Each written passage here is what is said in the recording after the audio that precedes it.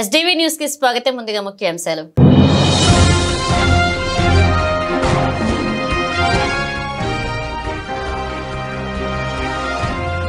కుటుంబాల వలస వెళ్లడం చూశాకే ఆ హామీ ఇచ్చాం. అసెంబ్లీలో మంత్రి నారా లోకేష్.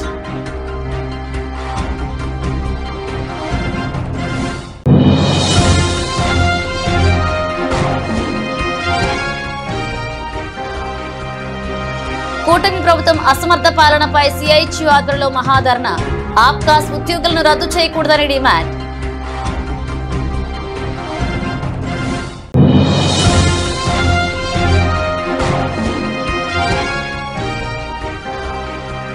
ఎస్సీ వర్గీకరణ రాష్ట్ర యూనిట్ గానే అమలు చేయాలి.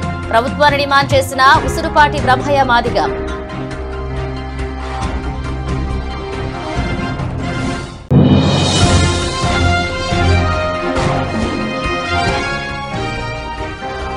విజయవాడ నగరపాలక సంస్థ ప్రధాన కార్యాలయంలో వ్యర్థ నిర్వహణపై సమావేశం. వ్యర్థాల సేకరణ కొరకు తగిన మార్గదర్శకాలను తయారు చేస్తామన్న డాక్టర్ సురేష్ బాబు.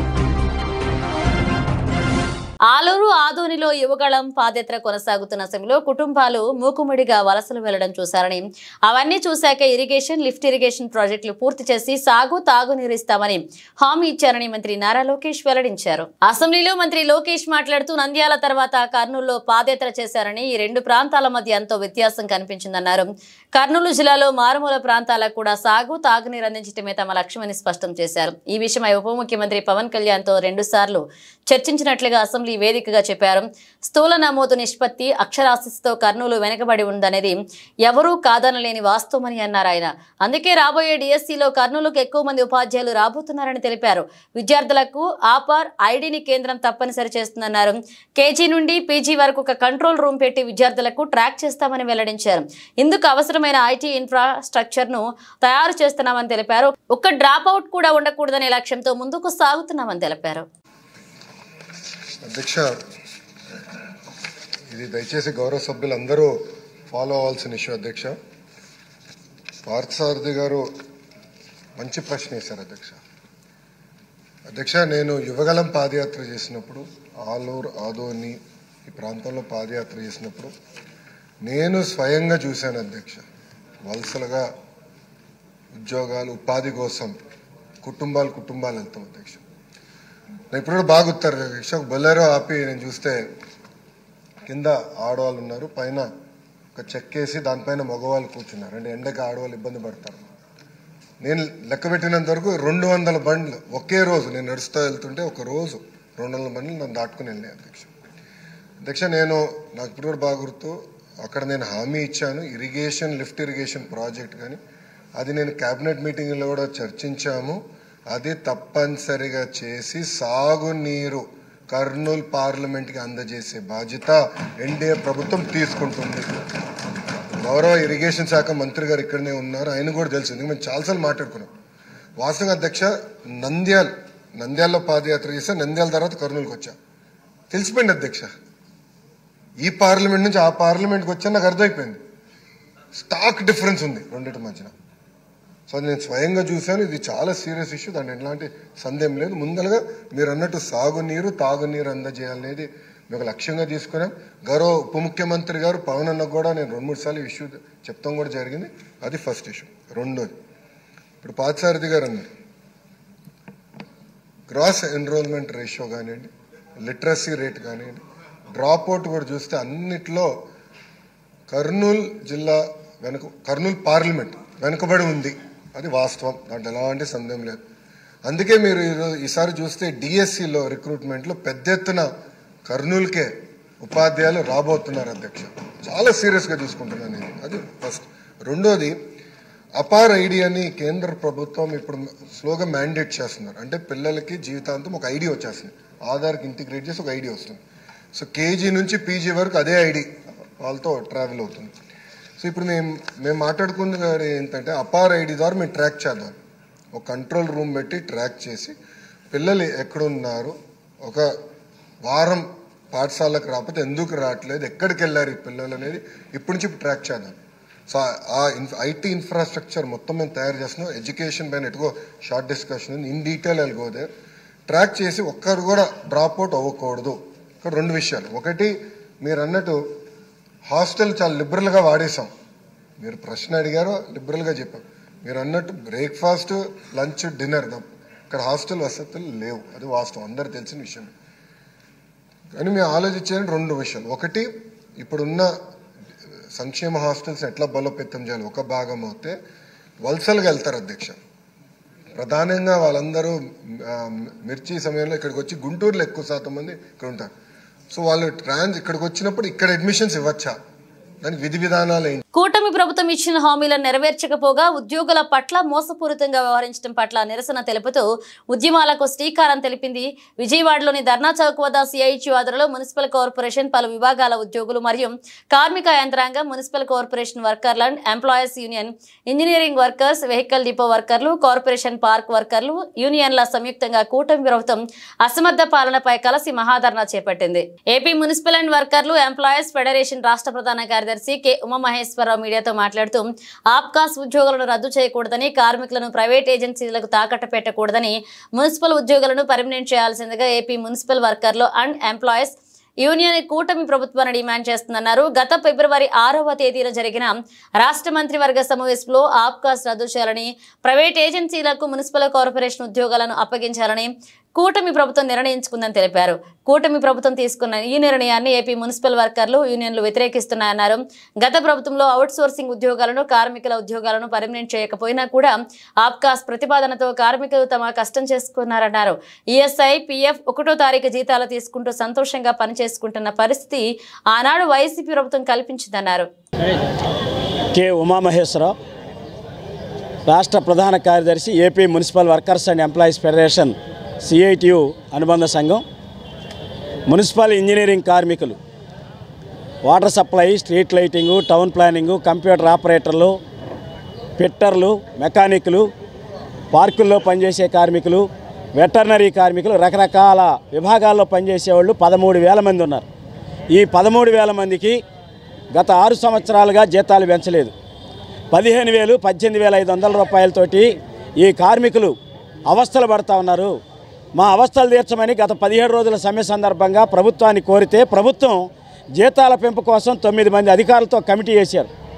కమిటీ అయితే నెల రోజుల్లోపే రిపోర్ట్ తయారు చేశారు, నివేదిక సిఫార్సులు తయారు చేసి ప్రభుత్వానికి ఇచ్చారు. కానీ అందులో అన్నీ తప్పులు తడకలే. ఆ సిఫార్సులన్నీ కూడా ఇంజనీరింగ్ కార్మికులు మేలు చేసేలేవు, అన్యాయం చేసే పాత్రలో ఉన్నాయి. ఇంజనీరింగ్ కార్మికులకి, మున్సిపల్ కార్మికులకి ఇచ్చిన 7వ నంబర్ జీవో కానీ దాన్ని ప్రామాణికంగా తీసుకోవాలా, లేదు పారిశుద్ధ్య కార్మికుల పేరుతోటి క్లీన్ ఎన్విరాన్మెంట్ వర్కర్స్ పేరుతో ఇచ్చినటువంటి 36వ నంబర్ జీవో తీసుకోవాలా. ఎక్కడో బయట మిల్లుల్లో పనిచేసేవాళ్ళు, ఇతర సంస్థల్లో పనిచేసేవాళ్ళ జీతాలను తీసుకొని ఆ జీతాలు ఇవ్వండి అని చెప్పారు. ఆ జీతాలు చూస్తే ఇప్పటికే అమలవుతున్నటువంటి జీతాల కంటే 1,000 రూపాయలు, 1,500 రూపాయలు తక్కువ ఉన్నాయి. ఇంతకంటే అన్యాయం మరి ఒకటి ఉంటుందా? ఎక్కడన్నా జీతాలు పెంచుతారు. తీసుకున్న కేటగిరీలు కూడా వాస్తవానికి వాళ్ళ కేటగిరీలకి 2012లో జీవో నంబర్ 11 ఇచ్చారు. ఆ 11 జీవో ప్రకారం కేటగిరీలు నిర్ణయించకుండా తక్కువ కేటగిరీలు నిర్ణయించారు. తక్కువ కేటగిరీలకు కూడా జీవో నంబర్ 7 ప్రకారం కాకుండా అన్యాయమైనటువంటి జీతాలు పెట్టారు. ఈ తప్పులు సరిచేయమని ఆ రోజు నుంచి ఈ రోజుకి అడుగుతున్నాం, కానీ సరిచేసే పని చేయట్లా. వాస్తవానికి 2013లో ఉమ్మడి రాష్ట్రంలో మున్సిపల్ కార్మికులందరికీ ఒక జీవో ఇచ్చారు, జీవో ఆర్టీ నంబర్ 16, 15. దానిలో ఏముంది? పిఆర్సీ ప్రకారం 2023 డిసెంబర్ 26వ తారీఖున కార్మికులందరూ రోడ్డు ఎక్కితే దాంట్లో 33,000 మందికి జీతాలు పెంచారు. కదమా 13,000 మందికి జీతాలు పెంచలేదు. ఆ పెన్షన్ వాళ్ళందరినీ ఇంజనీరింగ్ సెక్షన్లో తీసుకొచ్చి అదేమని జీతాలు పెంచండి అంటే చూద్దాం చేద్దామని చెప్పారు తప్ప ఈరోజు కూడా వాళ్ళ జీతాలు పెంచలేదు. ఇవాళ విజయవాడ సిటీల్లో అద్దులు చూస్తే ఆకాశాన్ని, నిత్యావసర వస్తువులు చూస్తే కొనలేని పరిస్థితిలో ఉన్నారు. అలా సాలిసాలని జీతాలు 13,000 రూపాయలు సరిపోవట్లేదు.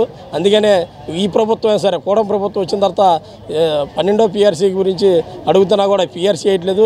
అట్లా ఇంజనీరింగ్ కార్మిక జీతాలు పెంచమన్నా కూడా ఈరోజు కూడా దాన్ని ఆలోచన లేదు. ఇప్పటికీ మున్సిపల్ శాఖ మంత్రి గారిని దాదాపు 10 సార్లు కలిసి ఉంటాం, చంద్రబాబు నాయుడు గారిని 2 సార్లు కలిసాం. చూద్దాం చేద్దాం అన్నారు తప్ప ఇంతమటికి ఏది లేదు. 9 నెలలు అవుతున్న ఈరోజు కూడా అలా సమస్యల పరిష్కారం కావట్లేదు. కాబట్టి అందుకనే రాష్ట్ర కమిటీ ఏ పిలుపుచ్చినా మేము పిలుపులో భాగంగా కార్యక్రమాలు చేయడానికి మేము కూడా సిద్ధంగా ఉన్నాం. రాబోయే కాలంలో దీర్ఘకాల పోరాటానికి కూడా మేము సిద్ధంగా ఉన్నామని కోరుకున్నాం. ఎస్సీ వర్గీకరణను జిల్లా యూనిట్ గా కాకుండా రాష్ట్ర యూనిట్ గానే అమలు చేయాలని అఖిల భారత మాదిగ రిజర్వేషన్ పోరాట సమితి వ్యవస్థాపక అధ్యక్షులు ఉసురుపాటి బ్రహ్మయ్య మాదిగ రాష్ట్ర ప్రభుత్వానికి విజ్ఞప్తి చేశారు. జనాభా దమాషా ప్రకారం వర్గీకరణ జరపాలని ఆయన తెలియజేశారు. గాంధీనగర్ ధర్నా చౌక్ లో రిజర్వేషన్ పోరాట సమితి ఆధ్వర్యంలో ధర్నా కార్యక్రమం జరిగింది. ఈ ధర్నా కార్యక్రమంలో ఎంఆర్పీఎస్ వ్యవస్థాపక అధ్యక్షులు ఉసురుపాటి బ్రహ్మయ్య మాదిగ మాట్లాడుతూ 1996 లో నాటి చంద్రబాబు నాయుడు ప్రభుత్వం ఎస్సీ వర్గీకరణ అంశాన్ని పరిష్కరించడం కోసం రామచంద్ర రాజు కమిషన్, ఉషా మెహారా కమిషన్లను ఏర్పాటు చేయడం జరిగిందని, వారు రాష్ట్ర వ్యాప్తంగా అన్ని జిల్లాలలో పర్యటించి ఎస్సీల కులాలలో అసమానతలు ఉన్నాయని, ఆ రెండు కులాల మధ్య సమానత్వం లేదని స్పష్టం చేస్తూ ఎస్సీలను జనాభా దమాషా ప్రకారం వర్గీకరించడం సమంజసమేనని తన నివేదికను పార్లమెంటుకు సమర్పించడం జరిగిందని తెలిపారు. ఎంఆర్పీఎస్ రాష్ట్ర నాయకుడు మానికొండ శ్రీధర్ మాట్లాడుతూ ఎస్సీ వర్గీకరణను జిల్లా యూనిట్ గా కాక రాష్ట్ర యూనిట్ గా అమలు చేయాలని, ఆ విధంగా జరపడం ద్వారా సెల్లో ఉన్న 59 కులాలకు న్యాయం జరుగుతుందని, లేని పక్షంలో 2-3 కులాలకు మాత్రమే ప్రయోజనం వర్తిస్తుందన్నారు. దేశంలో పంజాబ్, ఉత్తరప్రదేశ్ లాంటి రాష్ట్రాల్లో రాష్ట్ర యూనిట్ గాని వర్గీకరణ అమలు చేయడం జరిగిందన్నారు. ఎస్సీ రిజర్వేషన్ల వర్గీకరణ ప్రక్రియను వేగవంతం చేస్తున్న రాష్ట్ర ప్రభుత్వానికి ముందుగా ధన్యవాదాలు తెలియజేస్తా ఉన్నాం. అదేవిధంగా రాష్ట్ర ప్రభుత్వం ఎస్సీ వర్గీకరణ జిల్లాల యూనిట్గా చేస్తాము అని గతంలో చంద్రబాబు నాయుడు గారు మాట్లాడిన విషయాన్ని మేము గుర్తు చేస్తూ ఉన్నాం. ఎస్సీ వర్గీకరణకు మూలం చంద్రబాబు నాయుడు గారు. ఎస్సీ వర్గీకరణ ఉద్యమం 1994లో మొదలైనప్పుడు ఆయనే ముఖ్యమంత్రి. ఆయన ఆధ్వర్యంలోనే ఆనాడు 1996లో రామచంద్రరాజు కమిషన్ ఏర్పాటు చేయడం జరిగింది. ఆ కమిషన్ రాష్ట్ర వ్యాప్తంగా పర్యటించి ఎస్సీ కులాల మధ్య ఉన్నప్పుడు అసమానతలు తెలియజేసి 4 గ్రూపులుగా విభజిస్తూ జనాభా దామాషా ప్రకారం ఎస్సీ వర్గీకరణ చేయడానికి నివేదికను అందించింది. దానికి అనుగుణంగా రామచంద్రరాజు కమిషన్ సిఫార్సుకు అనుగుణంగా ఆనాడు చంద్రబాబు నాయుడు వర్గీకరణ చేసిన విషయాన్ని మేము గుర్తు చేస్తూ ఉన్నాం. అదేవిధంగా తర్వాత కాలంలో కాంగ్రెస్ ప్రభుత్వం ఏర్పడినటువంటి ఉషా మెహరా కమిషన్ కూడా జనాభా దామాషా ప్రకారమే ఎస్సీ వర్గీకరణ కోసం జరిగితే బాగుంటుందని చెప్పి తన నివేదికను కూడా పార్లమెంట్కి ఇచ్చిన విషయాన్ని గుర్తు చేస్తూ ఉన్నాం. అంతేకాకుండా సుప్రీంకోర్టు తీర్పు వచ్చిన నేపథ్యంలో 2 తెలుగు రాష్ట్రాల్లో వర్గీకరణ అంశాన్ని ముందుకు తీసుకెళ్తూ ఈరోజు తెలంగాణ ప్రభుత్వం వర్గీకరణకు చట్టబద్ధత కల్పించిన విషయాన్ని కూడా అక్కడ స్పష్టంగా అర్థమవుతున్న సందర్భంలో ఆంధ్రప్రదేశ్ ప్రభుత్వం కూడా ఆ దిశగా అడుగులేస్తున్న క్రమంలో మేము ఆంధ్రప్రదేశ్ ప్రభుత్వాన్ని సవినయంగా విజ్ఞప్తి చేస్తున్నాం. నారా చంద్రబాబు నాయుడు గారికి, అయ్యా ఎస్సీ వర్గీకరణకు మూలం మీరు. ఆనాడు జనాభా దామాషా ప్రకారం ఎస్సీ వర్గీకరణ చేశారు. అదేవిధంగా ఈరోజు కూడా జనాభా దామాషా ప్రకారం ఎస్సీ వర్గీకరణ చేయాలని చెప్పని మేము విజ్ఞప్తి చేస్తూ ఉన్నాం. జిల్లా యూనిట్గా కాకుండా రాష్ట్ర యూనిట్గా వర్గీకరణ కోసం అడుగులు ముందుకేయాల్సిందిగా, ఆ ఆలోచనని పునఃసమీక్షించాల్సిందిగా మేము విజ్ఞప్తి చేస్తూ ఉన్నాం. అంతేవిధంగా ఈరోజు జిల్లాల యూనిట్గా అంటే జిల్లాల యూనిట్గా ఉద్యోగ నియామకాలు, ఉదాహరణకి జిల్లా స్థాయి నియామకాలు, జోనల్ స్థాయి నియామకాలు, రాష్ట్ర స్థాయి నియామకాలు, యూపీపీఎస్సీ నియామకాలు, మెడికల్ నియామకాలు, ఇంజనీరింగ్ నియామకాలు, ఇలాంటి నియామకాలన్నీ కూడా ఏ విధంగా చేపడతారనేటువంటిది కూడా ఒక అర్థం కాని ప్రశ్నగా మారుతున్న సందర్భంలో జిల్లా యూనిట్గా కాకుండా స్టేట్ యూనిట్గా చేయాలని చెప్పని మేము విజ్ఞప్తి చేస్తూ, అదేవిధంగా జిల్లా యూనిట్గా వర్గీకరణ జరిగితే వర్గీకరణ చేస్తామని చెప్పడం రోజున నుంచి కమిషన్ కూడా అదే పద్ధతిలో వెళ్తుంది. ఏకసభ్య కమిషన్ తీసుకున్నటువంటి నిర్ణయం జిల్లా యూనిట్ యొక్క ఉద్దేశాలు, దాని యొక్క దశ కూడా వివరించాల్సినటువంటి అవసరం రాష్ట్ర ప్రభుత్వానికి ఉంది. అవేమీ లేకుండా జిల్లా యూనిట్ వల్ల మరి మాదిగా మాల ఈ 2 కులాలు తప్పించి మిగతా ఉపకులాలన్నీ మొత్తం నష్టపోయే ప్రమాదం ఉంది. మాలా మాదిగలు తప్పించి మిగతా కులాలకు అన్యాయం జరుగుతున్న దిశలో రాష్ట్ర యూనిట్గా తీసుకోవాలని చెప్పి ఈ రోజున ప్రభుత్వానికి, ముఖ్యంగా రాష్ట్ర ముఖ్యమంత్రి గారికి విన్నవించుకుంటా ఉన్నాం. అయ్యా ముఖ్యమంత్రి గారు, మీరు మొట్టమొదటిగా మాదిగ ఉపకులాలకు వర్గీకరణ చేసినటువంటి ఘనత ఈ రాష్ట్ర ప్రభుత్వంలో మీకుంది. అదేవిధంగా మొట్టమొదటిగా రామచంద్ర కమిషన్ ఆధారంగా ఏ విధంగా అయితే మీరు చేశారో, తర్వాత వచ్చిన ఉషా మెహరా కమిషన్ కానీ అన్నీ కూడా రామచంద్ర కమిషన్కి అనుకూలంగా తీర్పులు ఇచ్చాయి. ఆ దిశగానే వర్గీకరణ చేయాలి. ఏ రాష్ట్రంలో కూడా పక్క రాష్ట్రం తెలంగాణ కానీ పంజాబ్ కానీ అనేక రాష్ట్రాల్లో రాష్ట్ర యూనిట్గానే తీసుకున్నది తప్పితే జిల్లా యూనిట్గా తీసుకోలేదు. కనుక ఆ యొక్క రాష్ట్రాల యొక్క నిర్ణయాన్ని మీరు పరిగణలోకి తీసుకొని ఈ రాష్ట్రంలో కూడా మరి ఎస్సీలో ఉన్నటువంటి 59 కులాలకు సమన్వయం చేసే విధంగా రాష్ట్ర యూనిట్గా తీసుకుంటారని మరోసారి విజ్ఞప్తి చేస్తూ ఉన్నాం.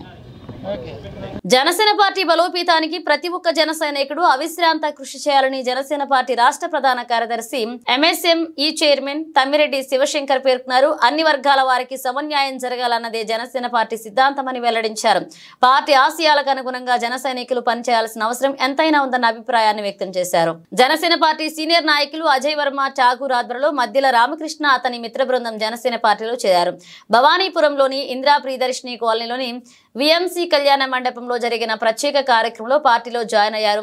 ఈ కార్యక్రమానికి ముఖ్య అతిథిగా జనసేన పార్టీ రాష్ట్ర ప్రధాన కార్యదర్శి ఎంఎస్ఎంఏ చైర్మన్ తమ్మిరెడ్డి శివశంకర్, ఎన్టీఆర్ జిల్లా అధ్యక్షులు సామినేని ఉదయభాను, రాష్ట్ర కార్యదర్శి అమ్మిశెట్టి వాసు, మండల రాజేష్, పోతిరెడ్డి అనిత, రావి సౌజన్య, బాడిత శంక, మల్లెపు విజయలక్ష్మి, కార్పొరేటర్లు మహాదేవ్ అప్పాజీ, మరుపిళ్ల రాజేష్, నాయకులు అత్తలూరి పెదబాబు తదితరులు పాల్గొన్నారు. ఈ సందర్భంగా వారు మాట్లాడుతూ సమాజంలో ఉన్న అసమానతలను తొలగించి ఆదర్శవంతమైన సమాజం ఏర్పాటు చేయాలన్న లక్ష్యంతో ఉప ముఖ్యమంత్రి పవన్ కళ్యాణ్ జనసేన పార్టీ స్థాపించారన్నారు. పండగ వాతావరణం నెలకొంది. ఎందుకంటే జనసేన పార్టీ భావజాలం, పవన్ కళ్యాణ్ గారి సిద్ధాంతాలు, వ్యక్తిత్వం, జనసేన పార్టీ ఆశయాలు ఆకర్షితులై అనేక మంది, ముఖ్యంగా గతంలో మా జనసేనలో పార్టీలో పనిచేసి బయటికి వెళ్ళి మళ్ళీ ఈరోజు పశ్చాత్తాపడి ఆయన ఇక్కడున్న నాయకత్వం విసిగించడం వల్లే వెళ్ళాడు తప్ప సిద్ధాంతాన్ని నేను ఏ రోజు విడిచిపెట్టలేదు సార్, పవన్ కళ్యాణ్ గారు ఎప్పుడు నా గుండెల్లో ఉంటారు అని చెప్పి ఈరోజు మధ్యల రామకృష్ణ ఎంఆర్కే ఆయన ఆధ్వర్యంలో సుమారు 150 మంది జనసేన పార్టీలో జాయిన్ అయ్యారు. ఈ కార్యక్రమంలో ఎన్టీఆర్ జిల్లా అధ్యక్షులు మా మిత్రులు నాయకులు సామినేని ఉదయభాను గారు, అలాగే మా జనసేన రాష్ట్ర కార్యదర్శులు, మహిళా కోఆర్డినేటర్లు, కార్పొరేటర్లు, ఎంఎస్ఎంఈ చైర్మన్గా ఉన్న శివశంకర్ గారు కూడా రావటం, అలానే రేపు మార్చి 14వ తారీఖు జరగబోయే 12వ జనసేన పార్టీ ఆవిర్భావ దినోత్సవానికి ఈరోజు విజయవాడలో కూడా ఒక పెద్ద ఎత్తున జనసేన కార్యకర్తలతోటి, నాయకులతోటి ముఖ్యమైన సమావేశం కూడా ఏర్పాటు చేశాం. ఈ సమావేశంలో లక్షలాది మంది పాల్గొనే ఈ ఆవిర్భావ దినోత్సవానికి ఎన్టీఆర్ జిల్లా నుంచి, ఉమ్మడి కృష్ణా జిల్లా నుంచి కూడా వేలాది మంది తరలి వెళ్ళే కార్యక్రమాన్ని కూడా ఈరోజు సాయంత్రం 4 గంటలకి కార్యక్రమాన్ని కూడా మేము ఏర్పాటు చేశాం. ఈ సందర్భంగా మరి ఈరోజు మరి వెస్ట్ కాన్స్టిట్యున్సీ కూడా చాలామంది మేము సైతం అన్నట్టుగా కొత్తగా ఇతర పార్టీల నుంచి, వైసీపీ నుంచి రాజీనామా చేసి ఇవాళ జనసేన పార్టీలో చేరిన వారికి కూడా ఆహ్వానం తెలియజేస్తున్నాం.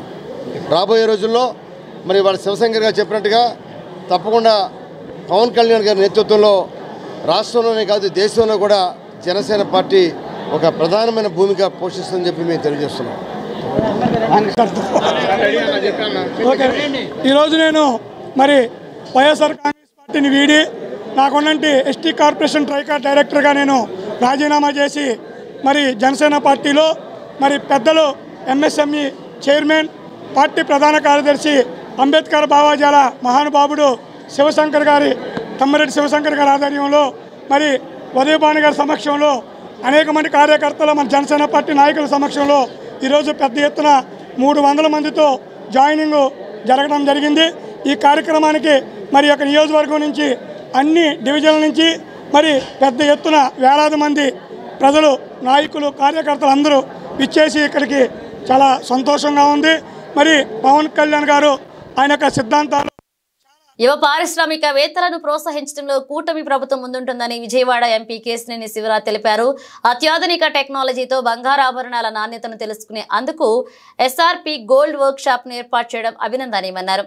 ఎంఎస్ఎంఈలను ఉపయోగించుకుని యువకులు వ్యాపారవేత్తలుగా ముందడుగు వేయాలని పిలుపునిచ్చారు. వన్ టౌన్ లో శివాలయం వీధిలో ఎస్ఆర్పి గోల్డ్ వర్క్ షాప్ ప్రారంభోత్సవ కార్యక్రమం ఎంతో ఘనంగా జరిగింది. ఈ కార్యక్రమానికి ముఖ్య అతిథిగా విజయవాడ ఎంపీ కేశినేని శివనాథ్ పాల్గొని వర్క్ షాప్ నిర్వాహకులు సాయితో కలిసి ప్రారంభించారు.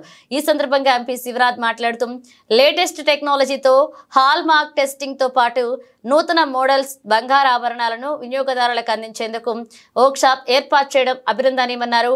ఔత్సాహిక దిశగా పారిశ్రామికవేత్తలను ప్రభుత్వం ఎల్లప్పుడూ ముందుంటుందని చెప్పారు. ప్రతి ఇంటిలో ఒక పారిశ్రామికవేత్త ఉండాలన్న చంద్రబాబు లక్ష్యానికి అనుగుణంగా విజయవాడలో 3 నియోజకవర్గాల్లో ప్రజాప్రతినిధులు ఎప్పటికప్పుడు అవేర్నెస్ ప్రోగ్రాంలు ప్రతి డివిజన్లో పెట్టడం జరుగుతుందని తెలిపారు. ప్రభుత్వం కల్పిస్తున్న అవకాశాలను యువత సద్వినియోగం చేసుకుని ప్రతి ఒక్కరూ ఒక పారిశ్రామికవేత్తగా ఎదగాలని ఆకాంక్షించారు. సాయి లాంటి ఔత్సాహిక యువ పారిశ్రామికవేత్తల ఆధ్వర్యంలో ఎస్ఆర్పి గోల్డ్ వర్క్స్ అనే ఒక ఇండస్ట్రీ, అంటే లేటెస్ట్ టెక్నాలజీతో హాల్మార్క్ రిజిస్ట్రేషనే కాకుండా ఇక్కడ రకరకాల బంగారపు వస్తువుల్ని కొత్త అత్యాధునిక మిషనరీ వాడి వాళ్ళు రిపేర్ కాడి నుంచి అన్ని రకాల కార్యక్రమాలు గోల్డ్కి సంబంధించినవి చేయటం చాలా ఆనందంగా ఉంది. ఇటువంటి పరిశ్రమలు విజయవాడ నగరానికి ఎన్నో రావాలి. ఈ ఎంఎస్ఎంఈలే రావాలని అందరం కోరుకుంటాం. ఇటువంటి ఔత్సాహిక పారిశ్రామికవేత్తలు మరింతమంది వచ్చి మా గౌరవ ముఖ్యమంత్రి నారా చంద్రబాబు గారి లక్ష్యమైన ప్రతి ఇంటిలో ఒక పారిశ్రామికవేత్త ఉండాలనే దాన్ని లక్ష్యంగా చేసుకుని అందరం కూడా కలిసికట్టుగా అదే దిశగా ఇవాళ పశ్చిమ నియోజకవర్గంలో కానీ సుజనా చౌదరి గారు కానీ, సెంట్రల్ నియోజకవర్గంలో బోండమ్మ గారు కానీ, లేకపోతే గద్దె రామ్మోహన్ రావు కానీ విజయవాడలో ఉన్న చిన్న చిన్న పారిశ్రామికవేత్తలని ప్రోత్సహించే విధంగా ఎక్కడికెక్కడ అవేర్నెస్ ప్రోగ్రాంలు కూడా ప్రతి డివిజన్లోనూ పెట్టడం జరుగుతుంది. ఇటువంటి పారిశ్రామికవేత్తలు మరింతగా పెరిగి విజయవాడ నగరంలో ఉన్న ప్రతి ఒక్క యువకుడు ఏదో ఒక ఎంటర్ప్రినర్గా ఎదగాలని మేమందరం కోరుకుంటున్నాం. ఇటువంటి వారిని అందరినీ ప్రోత్సహిస్తాం. తప్పకుండా ఇటువంటి ఎక్కువ మంది వ్యక్తులు వచ్చి విజయవాడని మరింత అభివృద్ధి చేసే విధంగా కృషి చేస్తారని తెలియజేసుకుంటూ అందరికీ ధన్యవాదాలు. Thank you. వన్ టౌన్లో ఎస్ఆర్పి గోల్డ్ వర్క్స్ వారి నూతన ఆఫీస్ను ఇక్కడ ప్రారంభించడం చాలా సంతోషంగా ఉంది. ఇక్కడ గౌరవ పార్లమెంట్ సభ్యులు శ్రీ కేశినేని శివనాథ్ చిన్ని గారు, అదేవిధంగా నేను కూడా హాజరయ్యి సాయి లాంటి ఒక నూతన ఉత్తేజాన్ని ఇచ్చేటువంటి యువ పారిశ్రామికవేత్తలను ఆదరించడానికి ఈరోజు ఇక్కడ మేము హాజరవడం జరిగింది. చాలా సంతోషంగా ఉంది. మనందరికీ తెలుసు గోల్డ్ వర్క్స్ అంటే ఎప్పుడు కూడా విజయవాడకి వన్ టౌన్ అనేది చాలా ఫేమస్. ఇటువంటి వీధిలో, శివాలయం వారి వీధిలో ఒక షాప్ దొరకడం అనేది మనకు చాలా కష్టం. ఇటువంటి చోట వీళ్ళు ఒక స్పేషియస్గా గోల్డ్ని టెస్ట్ చేసుకోవడం కానీ, లేకపోతే హాల్ మార్క్ని చెప్పడం కానీ, ఇవన్నీ కూడా వాళ్ళ సర్వీసెస్గా ఇవ్వడం జరుగుతూ ఉంది. తప్పనిసరిగా తెలుగుదేశం ప్రభుత్వం యువనేత నారా లోకేష్ గారు ఎప్పుడు కూడా మాట చెప్తారు, యువ పారిశ్రామికవేత్తలు ఈ రాష్ట్రానికి చాలా అవసరం. మనం జాబ్ క్రియేటర్స్ అవ్వాలి, కానీ జాబ్ క్రియేటర్స్ అవ్వాలని చెప్పి ఆయన ఎప్పుడు కూడా చెప్తారు, జాబ్ హోల్డర్స్ కన్నా. ఇటువంటి వ్యక్తులు ముందుకొచ్చి ఇంకో 10 మందికి ఉపాధి కల్పించే విధంగా ముందుకెళ్లాలని చెప్పి రానున్న రోజుల్లో కూడా ఇటువంటి స్టోర్లు మరిన్ని ఓపెన్ చేయాలని చెప్పి మనస్ఫూర్తిగా కోరుకుంటూ, వారికి తప్పనిసరిగా వాళ్ళ కుటుంబ సభ్యులు అందరికీ కూడా మా తెలుగుదేశం పార్టీ స్థానిక శాసనసభ్యులు సుజనా చౌదరి గారి సపోర్ట్ కానీ, అదేవిధంగా సెంట్రల్ ఎమ్మెల్యే బోండమ్మ గారి సపోర్ట్ కానీ, ఎంపీ పార్లమెంట్ సభ్యులు శివనాథ్ గారి సపోర్ట్ కానీ ఎప్పుడు కూడా వీళ్ళందరికీ కూడా ఉంటుందని మరొక్కసారి తెలియజేసుకుంటూ ఈ ఎస్ఆర్పి గోల్డ్ వర్క్స్కి మరొక్కసారి హార్దిక శుభాకాంక్షలు తెలియజేస్తా ఉన్నా. మా ఎస్ఆర్పి గోల్డ్ వర్క్స్ ఇవాళ మాకు ఎస్ఆర్పి గోల్డ్ వర్క్ ఓపెనింగ్కి ఎంపీ గారు సిద్ధార్థ గారు వచ్చినందుకు థ్యాంక్స్.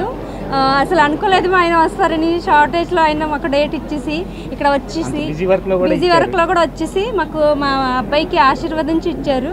చాలా థ్యాంక్స్ చెప్తున్నాను వాళ్ళకి.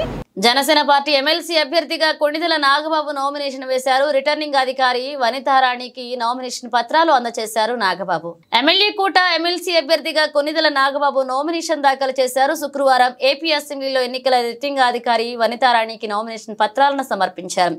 నాగబాబు అభ్యర్థిత్వాన్ని మంత్రి నారా లోకేష్ బలపరిచారు.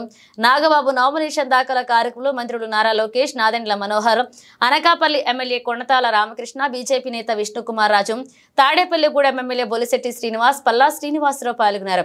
ఈ సందర్భంగా ఎమ్మెల్సీ అభ్యర్థిగా పోటీ చేసేందుకు అవకాశం కల్పించిన ముఖ్యమంత్రి చంద్రబాబు నాయుడు, డిప్యూటీ సీఎం పవన్ కళ్యాణ్ కు, అలాగే నామినేషన్ ను బలపరిచిన లోకేష్, మనోహర్ కు నాగబాబు ధన్యవాదాలు తెలియజేశారు.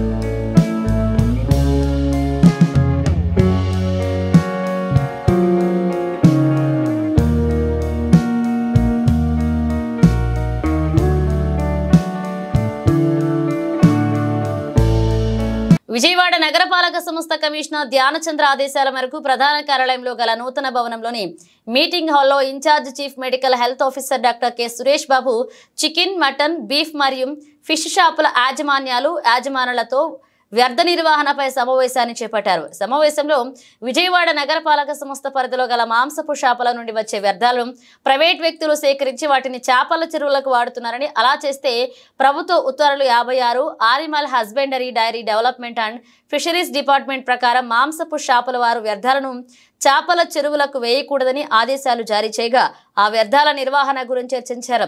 ఈ సందర్భంగా in charge chief medical health officer doctor Suresh Babu మాట్లాడుతూ వ్యర్థాల సేకరణ కొరకు తగిన మార్గదర్శకాలను తయారు చేసి త్వరలోనే సమగ్ర ప్రణాళిక ప్రకారం అభ్యర్థులను సేకరించి వాటిని సరైన రీతిలో డిస్పోజ్ చేసేటట్లుగా చర్యలు తీసుకుంటామన్నారు.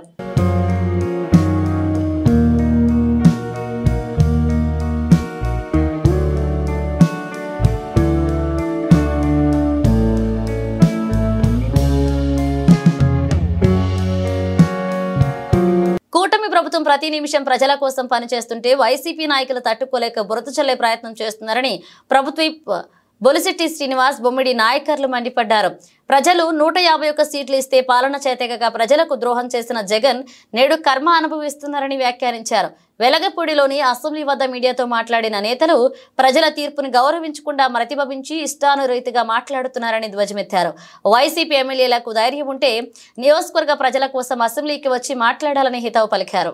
తెలుగు ప్రజలు అంటే 2 రాష్ట్రాల ప్రజలు కూడా, అలాగే ముఖ్యంగా ఆంధ్రప్రదేశ్ ప్రజలు ఎన్నడూ లేనట్టు మరి 2024కి మన రాష్ట్రం కోసం మనం నిలబడాలి అనే ఒక ఉద్దేశంతో సొంత ఖర్చులతో ప్రపంచం మొత్తంలో ఉన్న తెలుగు వారందరూ కూడా రాష్ట్రాన్ని నిలబెట్టాలనే ఉద్దేశంతో వచ్చి కూటమి ప్రభుత్వానికి ఓటేసి ఈ ప్రభుత్వాన్ని తీసుకొచ్చిన తీరు కేవలం అదే ఒక ఉద్దేశంతో కూటమి అన్ని పార్టీలు కలిసి, అంటే ముఖ్యమైన పార్టీలు తెలుగుదేశం, జనసేన, భారతీయ జనతా పార్టీ కూడా కలిసి మరి ఆంధ్రప్రదేశ్ని రక్షించుకోవడం, ఆంధ్రప్రదేశ్ భవిష్యత్తు కోసం ఏకైక ఎజెండాతో కూటమిగా చేరి ప్రజల ముందుకెళ్ళి ఘన విజయం సాధించిన పరిస్థితి.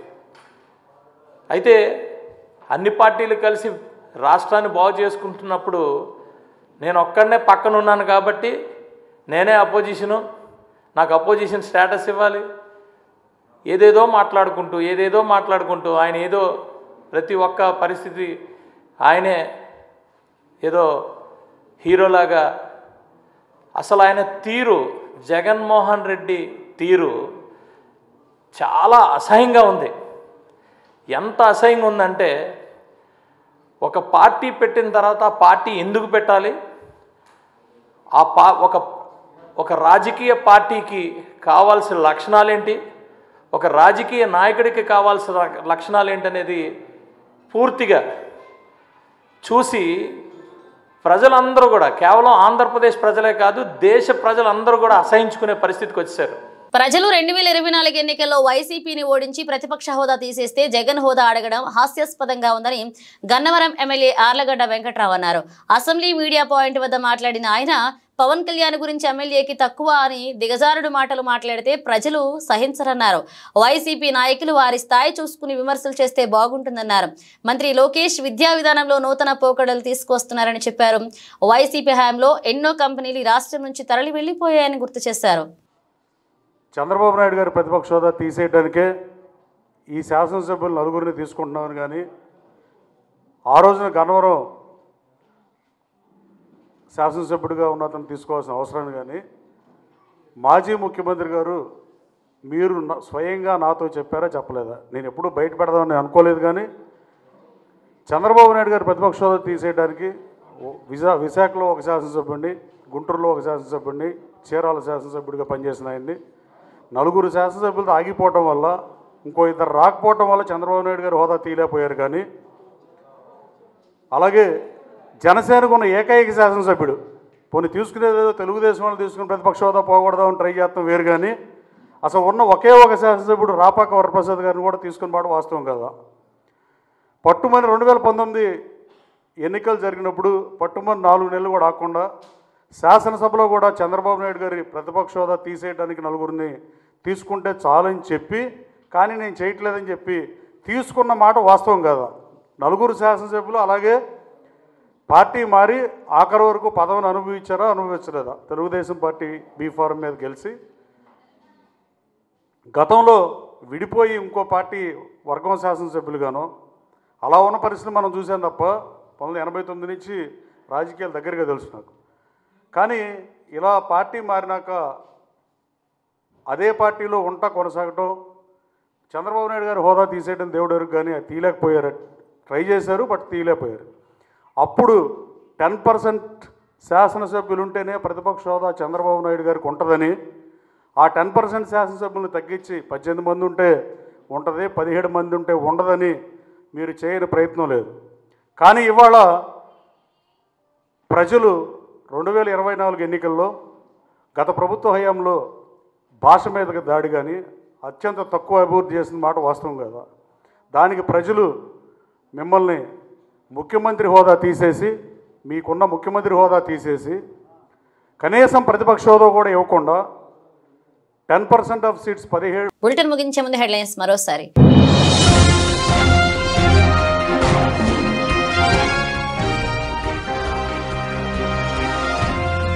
కుటుంబాల వలస వెళ్లడం చూశాకే ఆ హామీ ఇచ్చాం, అసెంబ్లీలో మంత్రి నారా లోకేష్.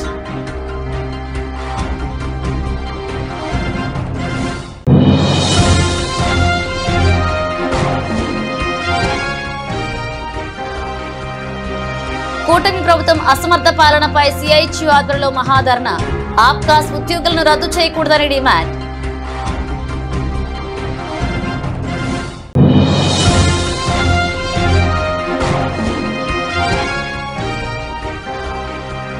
ఎస్సీ వర్గీకరణ రాష్ట్ర యూనిట్ గానే అమలు చేయాలి, ప్రభుత్వాన్ని డిమాండ్ చేసిన ఉసురుపాటి బ్రహ్మయ్య మాదిగ.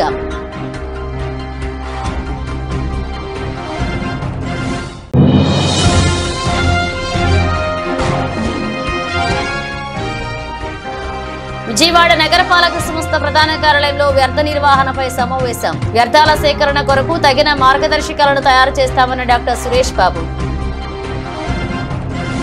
ఇవి బులెటిన్ అప్డేట్స్. మరిన్ని అప్డేట్స్ తో మళ్ళీ కలుద్దాం.